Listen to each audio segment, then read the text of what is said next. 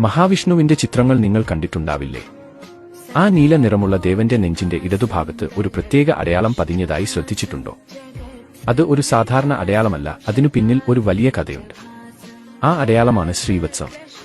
ശ്രീവത്സം എന്നാൽ ശ്രീയുടെ പ്രിയപ്പെട്ടത് അല്ലെങ്കിൽ ശ്രീയുടെ വാസസ്ഥലം എന്നെല്ലാമാണ് അർത്ഥമാക്കുന്നത്.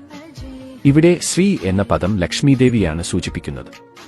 ഈ പേരുപോലെ തന്നെ ഈ അടയാളം മഹാവിഷ്ണുവിന്റെയും ലക്ഷ്മീദേവിയുടെയും അനശ്വരമായ പ്രണയത്തെയും ബന്ധത്തെയും സൂചിപ്പിക്കുന്നു. പുരാണങ്ങൾ അനുസരിച്ച് ശ്രീവത്സം ഒരു വെളുത്ത ത്രികോണാകൃതിയിലുള്ള ചുരുളോ അല്ലെങ്കിൽ ഒരു കാൽപ്പാടിന്റെ രൂപത്തിലുള്ള അടയാളമോ ആകാം. ചിലപ്പോൾ ഇത് കൗസ്തുഭമണിയോടൊപ്പം ചിത്രീകരിക്കാറുണ്ട്.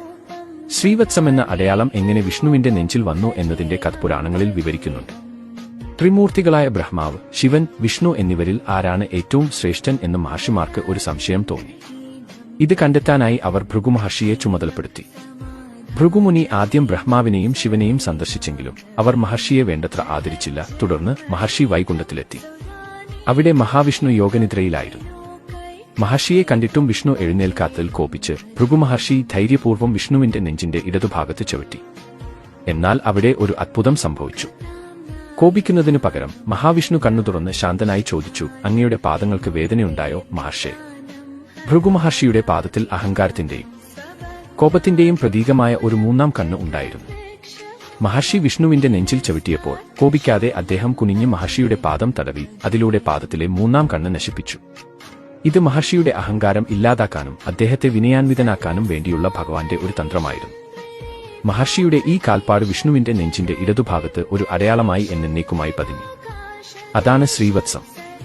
ഭൃഗുമഹർഷി മഹാവിഷ്ണുവിന്റെ നെഞ്ചിൽ ചവിട്ടിയപ്പോൾ വിഷ്ണു അത് ക്ഷമിച്ചെങ്കിലും നെഞ്ചിൽ വസിക്കുന്ന ലക്ഷ്മീദേവി മഹർഷിയുടെ പ്രവൃത്തിയിൽ അപമാനിതയായി. കോപിഷ്ഠയായ ദേവി വൈകുണ്ഠം ഉപേക്ഷിച്ച് ഭൂമിയിലേക്ക് ഇറങ്ങിപ്പോയി. ലക്ഷ്മിയെ തേടി ദുഃഖിതനായ മഹാവിഷ്ണുവും ഭൂമിയിലേക്ക് വന്നു.